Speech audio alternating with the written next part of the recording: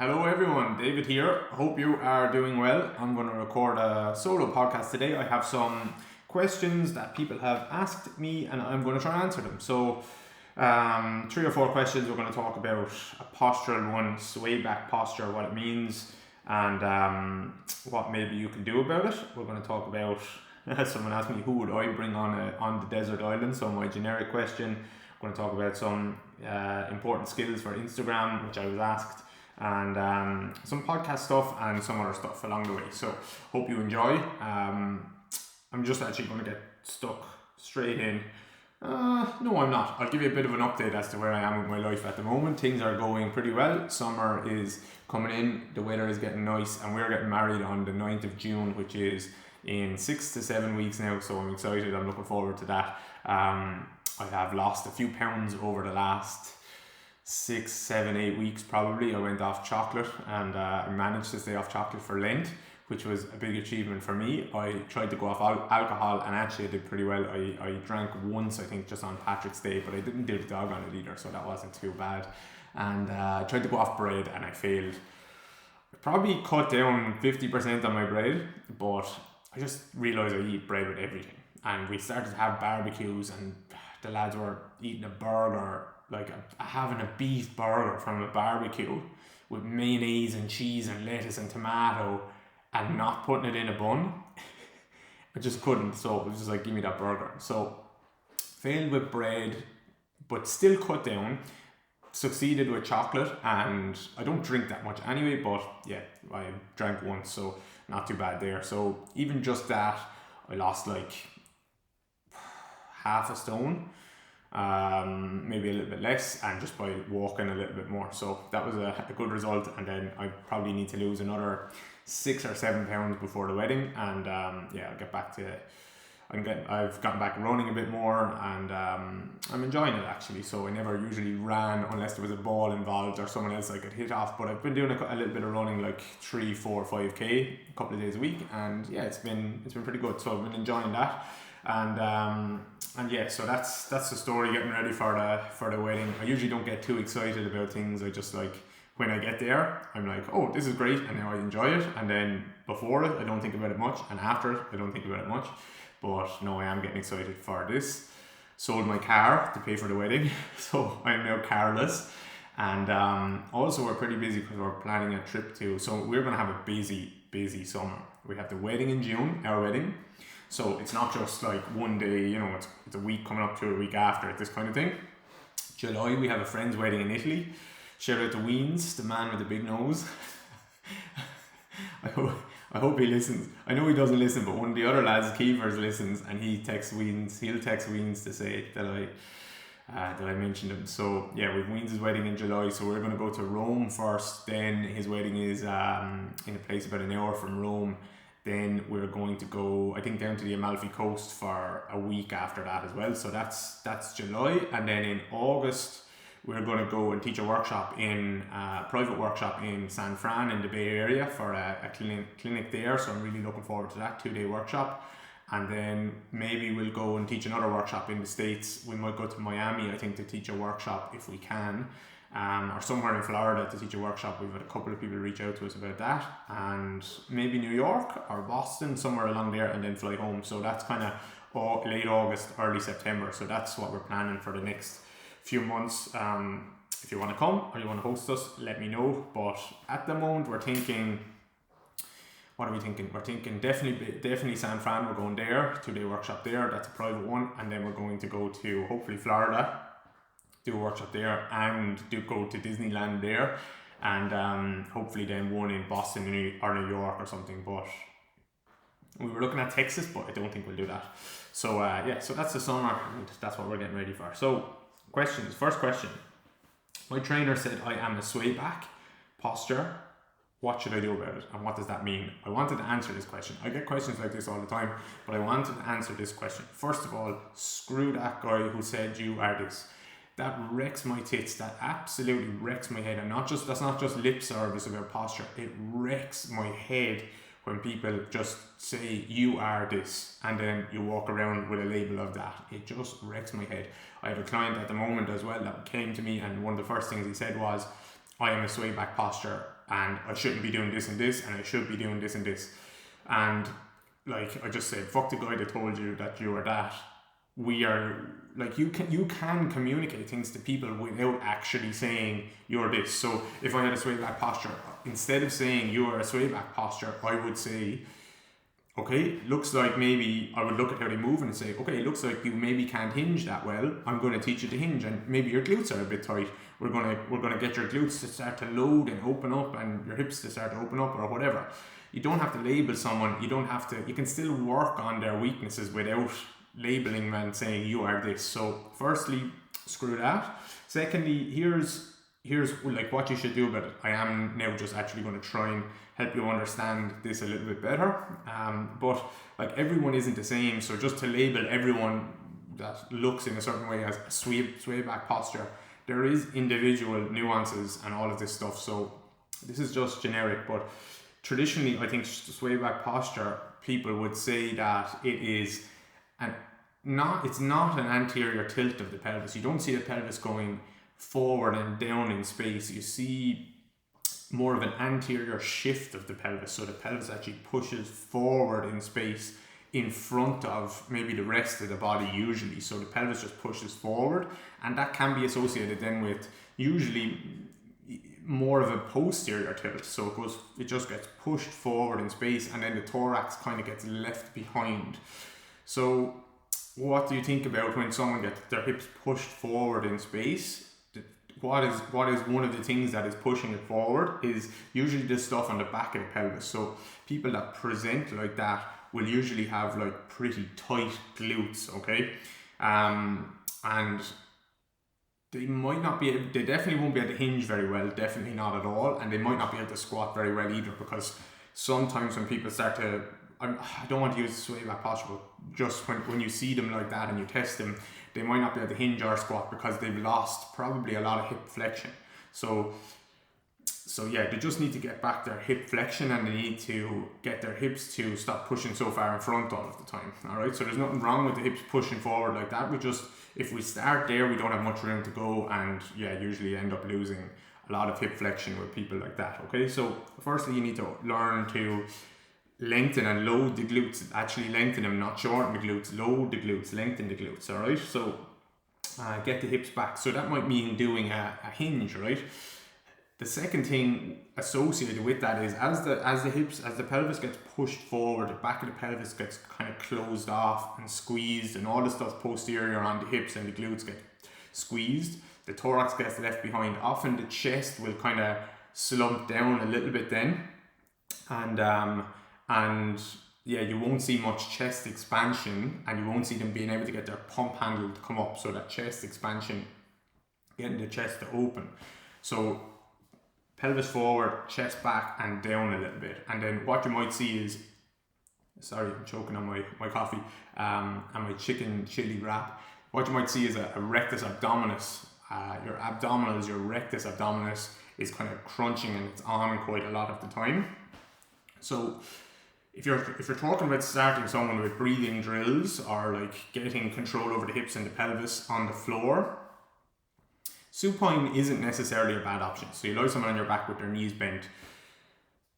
It's not a bad option. And my client came to me and said, I can't do posterior tilt work. I can't tuck my pelvis because I'm already forward in space. And that's what someone had told him. But I kind of disagree with that. Actually, I'm going to teach you how to tuck your pelvis without using your abdominals and without using your glutes. So that's the problem. It's not that you can't do it. It's that if I just let you do it the way you want to do it, then you're kind of going to just squeeze your glutes and push your hips forward again. All right. So if you are going to do breathing type of drills, firstly, maybe you don't get them to tuck the pelvis. But if you are going to get them to think about tucking the pelvis, then definitely abs need to be super soft, jelly belly, and they can't do it with their glutes. Now, this sounds like I'm getting anal about how they do something. I'm not. I just coach it. It takes me 30 seconds to explain it. It takes them 3 or 4 minutes to get it right, and once they get it right, they've got it right.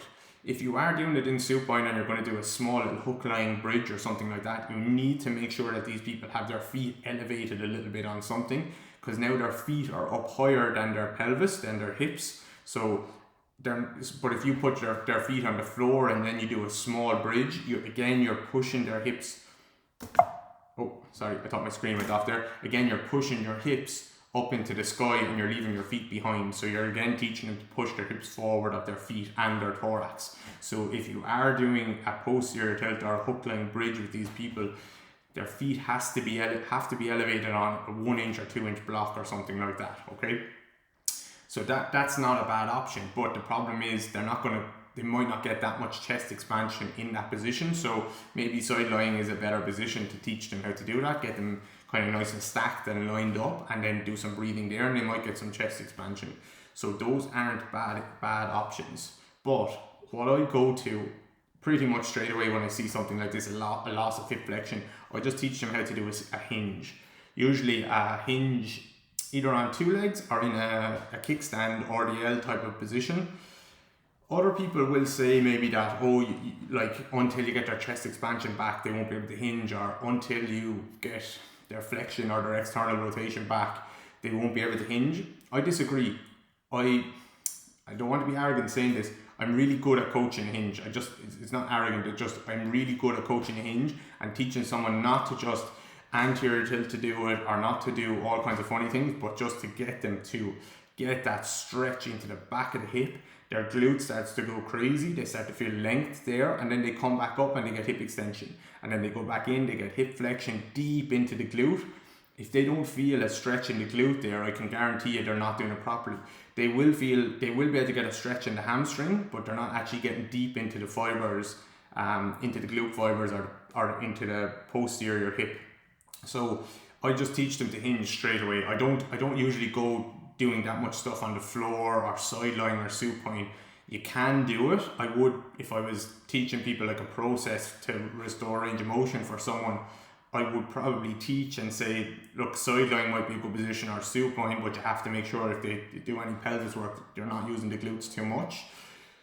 But personally, if I was doing it with someone, so like I would teach a process of taking them all the way through and restoring range of motion, and then if they had pain or whatever, like fixing up that and getting them back into doing whatever they wanted to do.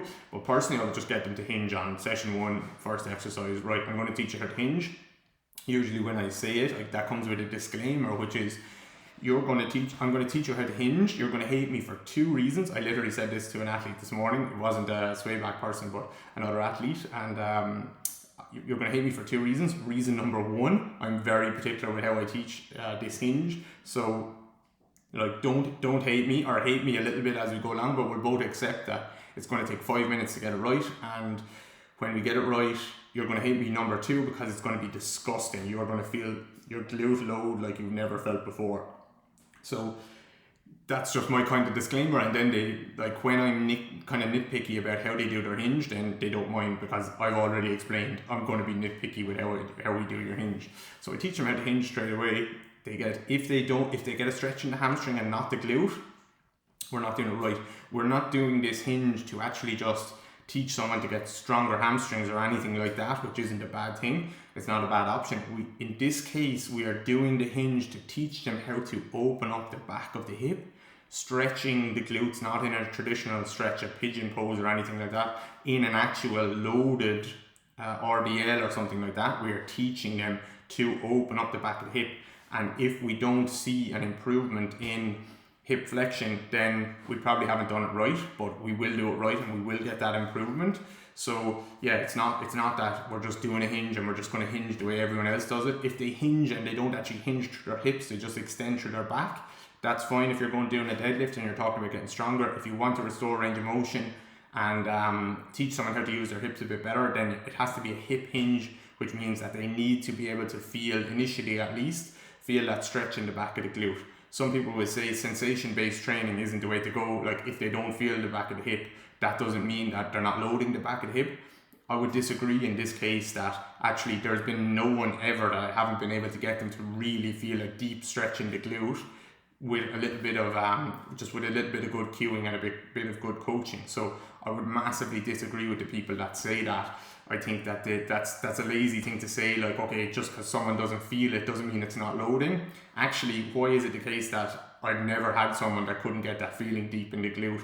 And once they feel it, they say, I've never felt that before. And it's because they never moved in that way before. All right. So what else would I say there? Yeah, just with regards like a lot of people will talk about people being forward in the gait cycle. So you could break the gait cycle into 3 parts if you wanted, like early, mid and late stance, or heel strike, mid and late. A lot of people will talk about, they just throw out like someone is forward in the gait cycle. But the question you need to start asking yourself is, what is forward in the gait cycle? What is pushing them forward?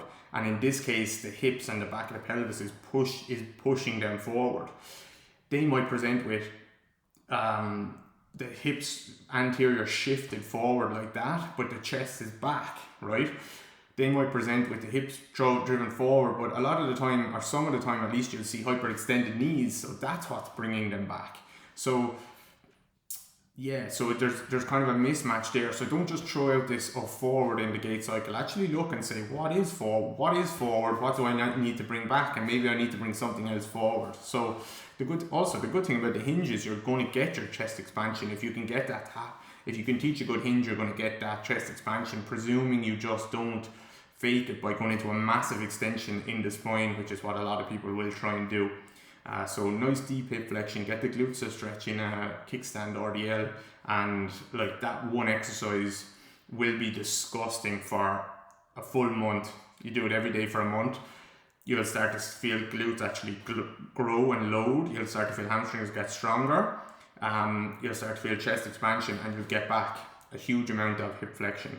So that's what I would say there. And if you are going like doing some breathing drills and stuff, yeah, you might need to do like a gentle posterior tilt, maybe not, but you just have to make sure that's not being done with the glutes, because that's just pushing forward instead of that kind of stacked position. So that's all I'm going to say about that. I hope that helps. Mostly don't label someone as being in a posture, swayback posture or any other posture. It's not helpful. We can say, okay, here's what you're good at and here's what you're not good at. We're going to focus on doing more of what you're not good at. We're going to open up some hip flexion. We don't need to label someone to do that. Hope that makes sense. So second question, who would you bring on a desert island for a week? So that's my generic question. Who would I bring on a desert island for a week? I thought about this a lot. After our workshop that I did in our gym, I had 20 therapists there, coaches and therapists, or 17, and I was thinking about it afterwards. The reason I was thinking about it was not that exact question, but I'm going to give a shout out to Johnny, the movement maestro in Belfast, right? Because I was talking to Kira afterwards, and it was the first time she met Johnny, and we went out for dinner and all that stuff. Like, all of us went out for dinner and drinks and stuff afterwards, and he just has an energy which is a really good energy, where if you're around him, you'll just get a buzz off him, and you'll feel good, you'll be happier when you're around him. And the next day I said to Kira, I don't know what Johnny does with his clients. I know he puts up some clips on Instagram and stuff like that, but like, what does a full session look like? I don't know. It could be, in my eyes, it could be really good, it could be bad, it could be good, okay, whatever. But I said to Kira, I guarantee you that his clients are buzzing going into him and buzzing leaving him, because he has a certain energy about him. And I think that's so important. And I try and work on that. I don't have that same energy where like I just light up a room when I walk into it or anything like that. I don't have that. But I try and kind of work on it a little bit. I'm never going to be like, that's not my personality, but I think it's a really important, especially in the rehab or pain world or something like that. People have poor energy when they come into you, so you need to be someone that is able to bring up the energy and give them hope, and they're looking forward to coming in to see, because it's not that because like there is plenty of rehab professionals or physios or therapists or whatever that actually when someone comes into them, the energy drops, and that's kind of their strategy to make that person feel like you're in big trouble here or something like that. They kind of bring them into this semi-depressive state or more of a depressive state to try and get them to think like, okay, I'm screwed here, I need to rely on this person. I don't want to be that person. I want to be the person that brings up people's energy, and some people are really good at that. So all of that is to say, that's what set me thinking about my desert island question. And I was thinking, who is the best person maybe in the world at like bringing up that energy and changing people's state? And I think my answer is Tony Robbins is probably very good at that. He's been doing that for 30 years or something, or maybe more, and he hasn't really changed his gig. He's one person who hasn't reinvented himself. A lot of these celebrities that are on the speaking tour or like writing books and stuff like that, they reinvent themselves every 5 or 10 years, and suddenly they're talking about something different. Tony Robbins, maybe he has, maybe he hasn't, but it doesn't seem like he's done that massively. It seems like his shows have been pretty similar, and if you watch any of the footage, he definitely understands energy.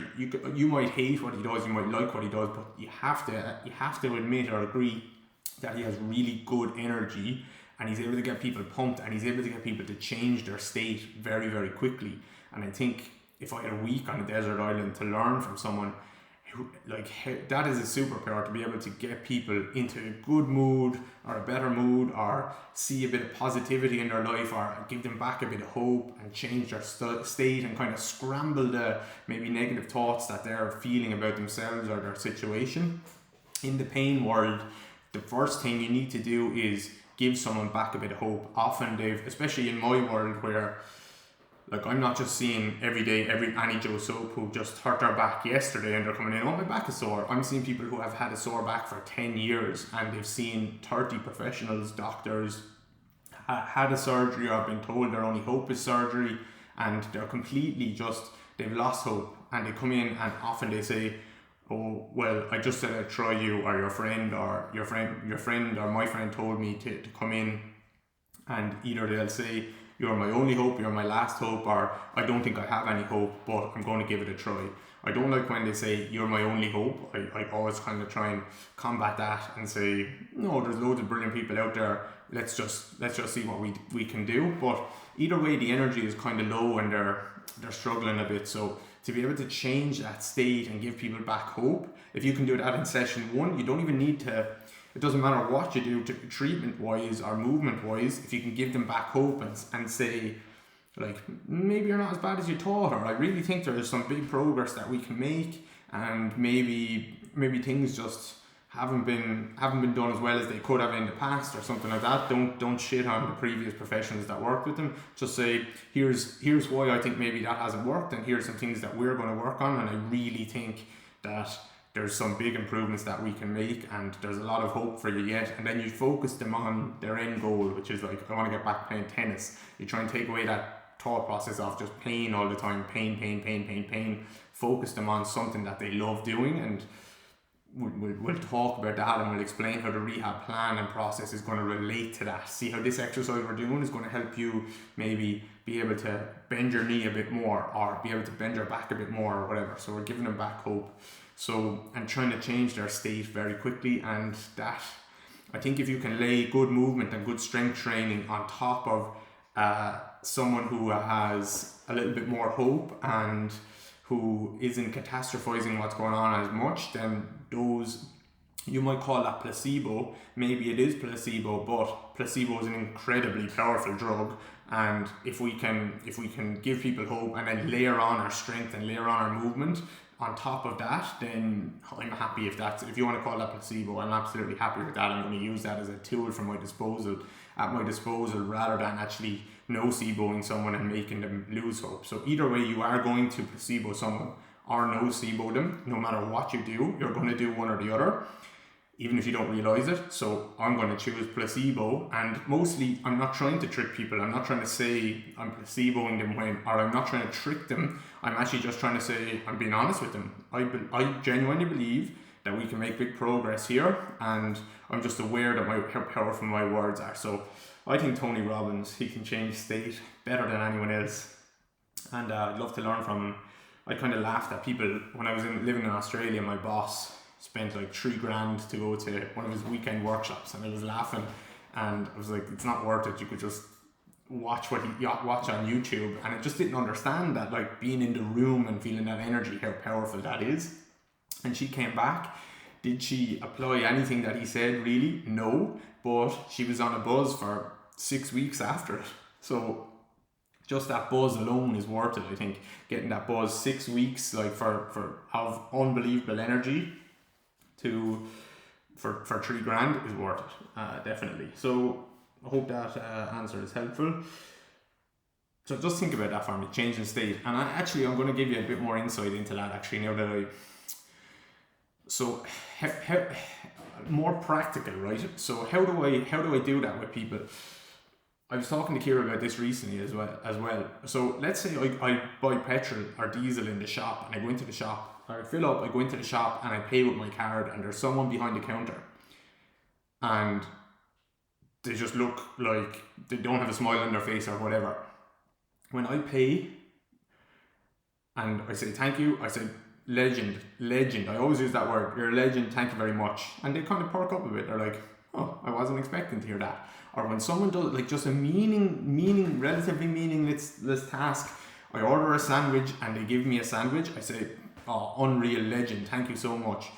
And similarly, I think that's cool. I think you can give someone a bit of a G up by doing that. Give them a bit of a G up and say, yeah, you're a legend, or that's unreal, thank you so much, or like just something. Give them a G up. I always use that word legend with people. And what I do is in clinic, let's say it doesn't work that well with athletes, right? Because athletes, they kind of, it works well enough, but if it's someone who's doesn't feel like they're as athletic recently, or they've been injured for a while or hurt or something like that, and I get them to do some reps of a squat or a hinge or whatever it is, some single leg movement or something like that, and they're like, I'm pushing them a little bit, they could do 3 reps and they come up and they're always thinking like, oh, my 3 reps, because of the state thing again, like that should be 4 reps or that should be 6 reps or I'm so weak or something like that. And they're like coming up from the last rep and I go on, push, and then I'm like, unreal, you're a fucking animal, or you're a legend or something like that. And they're like, am I really a legend? And I always like, they think that and they're like, oh, I don't know, I'm pretty weak. And I always say like, no, like I had a really good athlete in earlier and I was doing that same exercise with them and they were struggling too. Like, this is not easy. And honestly, usually the stuff I give them is not easy if you've done any of it. So I'm like, you're a fucking legend, you're an animal, or unreal, or keep going, or push, or you're way better than you thought you were, you're way stronger than you thought you were. The confidence that gives someone, the little G up that gives someone, it doesn't take any more time, it doesn't take any more effort on my part. So you're doing your split squat and they're destroyed, or they're doing their foam roller bridge and they've done 10 seconds and I'm like, go on, you're an animal, go on, keep going, you're an animal. They love that. People love that. Everyone loves getting a G up like that. So they're just little things that I use in clinic every single day. I don't even realise I'm saying it anymore. I'm always telling people, legend, animal, you're a fucking machine. Like, people love that, especially when they're not as athletic as they think they should be. And then I always preface it, like, if they're struggling a bit, how hard a professional athlete found that earlier. And like, that feels great for people. They're like, yeah, maybe this is hard, maybe I'm not as bad as I thought. So changing state, Tony Robbins, calling people legends, calling people animals, calling people machines, even the fella in the gas station, I think it's cool. I feel good after it, they feel good after it usually, and I may as well be nice to people and give them a G up rather than anything else. So yeah, so that's what I bring on the island. Most important skill for Instagram, what do I think it is? Storytelling. So storytelling is by far the most important. That means like reading and writing well, basically. That's storytelling. So think about it, even if you're making a reel, like, there is a hook, right? So I think the thing is, you have 3 seconds basically to make an impression on someone. So in the reel, you have your first 3 seconds to make an impression on someone. So that's the hook in the story. If you sit in a room with all people and you go to try and tell a story and you don't actually, you're not loud enough or charismatic enough, or you can't get people's attention in that first 3 seconds, you'll kind of go and tell a story and then you'll kind of waver off because no one really listens to you. So on Instagram, like, catching people's attention in that first 2 to 3 seconds, it might not even be 3, is so important. So you need to think that, and that's storytelling, that's getting a hook in there, like something that catches someone's attention straight away. And when you write your caption, that needs to be the same thing. So like, the caption that I wrote today wasn't great, I'm just gonna have a look. I just rushed it. I always rush my captions, but I think I am a decent storyteller. I think all the rehab stuff, all the movement stuff, everything else I talk about, I think I'm around average intelligence, maybe slightly above average intelligence what probably average intelligence in general. I wasn't particularly smarter than anyone else in school or anything like that, but I do think I'm an okay storyteller, mostly because I just read books as a child. Like, I devoured books like Roald Dahl and all these books. I just read them over and over again, and I loved books. And I think some of that storytelling, like English in school was my best subject. Whenever I had to write an essay or something like that, I usually did a good job, and teacher said, yeah, your writing is really, really good. So that's something that I think is important. But like that, I put up a reel with Kate, and it's in the start of the story is, or of the reel is, Rehab or performance training ? So I'm just kind of asking a question, and then people, so when I ask the question, that's across the front of the reel, and then that's the first line of the caption as well, Rehab or performance ? So it's kind of hard to ignore it, because you kind of want to see the answer, and I'm not even giving you the answer really, but it kind of gets you in. And then what you should do, obviously, in the first few seconds of the reel is actually change the picture or change the video to the next thing. So that's storytelling. I think about like every single Instagram post as like, this is the book of David's business or career or whatever, if you want to think about it like that. So my Instagram is like the book of my life in some ways, but it's the book of my job, right? And every post is another page in that story, and I'm just trying to tell the story about our brand, our business, how we like to work. So every single page is its own little story, its own little part of a book on its by itself, and you need to think about getting people in. So that's like that question mark in the beginning, or something that catches people's eye. It can be a visual, it can be an audio, something like that. And then the caption, the two most important parts of the caption are the start and the end. So that's what people remember, is the start and the end of things. And yeah, so the last couple of lines and the first couple of lines, they're the two most important things. And you're just telling that story. So I think storytelling is the most important thing. That goes for not just Instagram, but that goes for like any digital marketers. They're obsessed with copywriting, like how you get the subject line of an email right so that people open the email. So yeah, I sent out an email recently as well. I'm trying to get better at it. I'm definitely not amazing at it, but what was the email I sent? Let me see. It was a promo email, so you all didn't get it. Some people got it, some people didn't. Sorry, no, bear with me. Oh yeah, so it was have you gone to the dark side ? Was the subject line in my email, and then I just wrote an email about that for people that haven't signed up for DGR Interactive. So have you gone to the dark side ? If I just put it in the subject line, DGR Interactive or DGR membership, like who's going to open it? If I put in have you gone to the dark side ? Probably a lot of people are going to open it because they're like, what the fuck is David talking about? So the one thing with Instagram or emails or something like that is you can't be boring. If you're boring, no one will read anything. If you're like, have you gone to the dark side or something like that, some people will hate you for it. Some people, one fella emailed back, this is cringy, and I just sent him back a laughing face. But like, so he got an emotional reaction to that, which means that was a negative emotional reaction. Other people got a positive emotional reaction. Some people wrote back, what did Jill, I have Jill's email here in front of me. What the actual fuck? Ha ha ha ha ha, this is so great.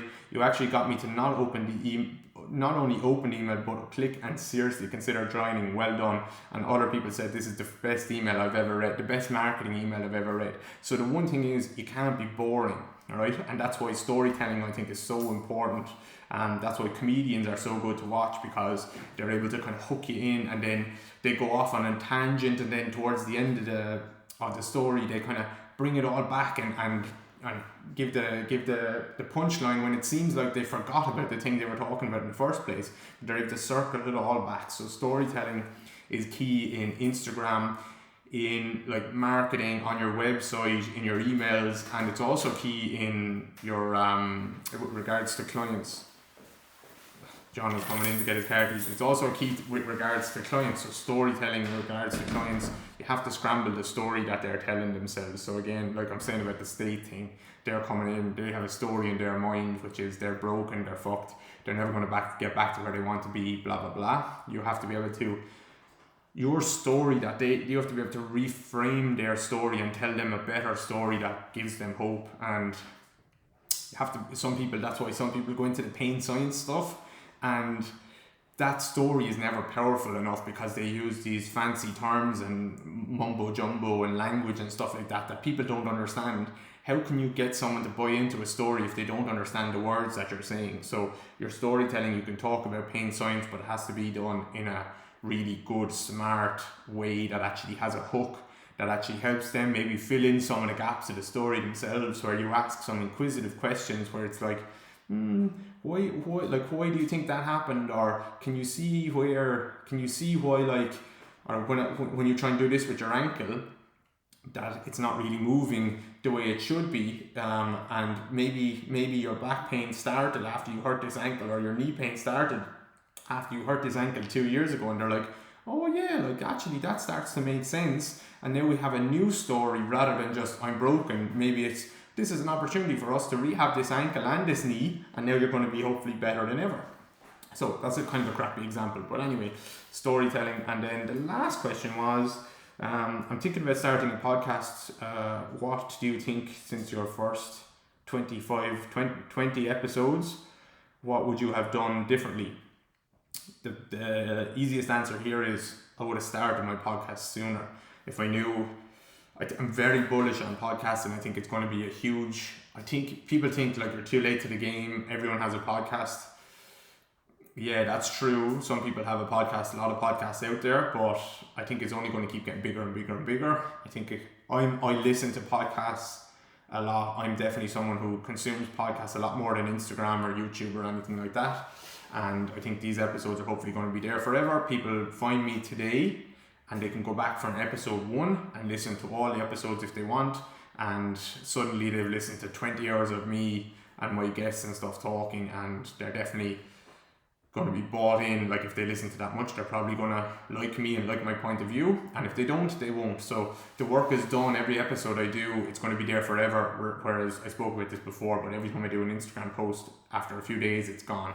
So I'm bullish on this as my longer form kind of evergreen content, and other people use YouTube for that, but I'm much more bullish on podcasting because it suits me a bit more. But yeah, the basic thing is I would have started it sooner. I would have started it a year ago probably, if I knew how good it was going to be. So that's all the questions that I'm going to go over. Swayback, Tony Robbins, most important skill, hook line, or most important skill, storytelling, and then starting a podcast. I would have started sooner. So hope that makes sense. Hope everyone is happy with that. Let me know if you have questions. Please share this episode. I wouldn't mind if you could just share it with one person, or do me two things. Do me one of two things. Share this podcast with one person, or on your Instagram, or any of our podcast episodes that you liked, please. Or go on to Spotify and click 5 stars. That takes like half a second. Just give me 1/2 of a second. Or if you're on Apple Podcasts, go and click, write a little review. I read them all. I promise I read them all. So go and write a little review. David's podcast is amazing. Blah, blah, blah, blah, blah. Thank you. All right. So do one of those 2 to 3 things. It would take 10 seconds. I would appreciate it. And then the other thing is, don't forget to go and sign up for DGR Interactive. We are absolutely pumping in the members at the moment. Things are going really well. I did a video yesterday on using cardio to restore range of motion. So I talked about the rowing machine, the bike, when I would use the assault bike with someone, when I would use the rowing machine with someone, and then the ski erg, and then the 3 kind of ways that I would use the ski erg. So there's more of an abduction option, adduction, frontal plane option.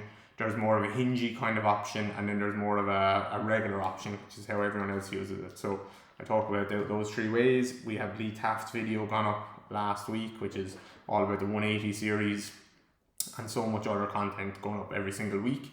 So yeah, make sure you please join us there. Use the code DGR podcast for 20% off at DGR Interactive. And apart from that, I am going to go for a nice walk. So I hope that was helpful to everyone, and I will talk to you soon.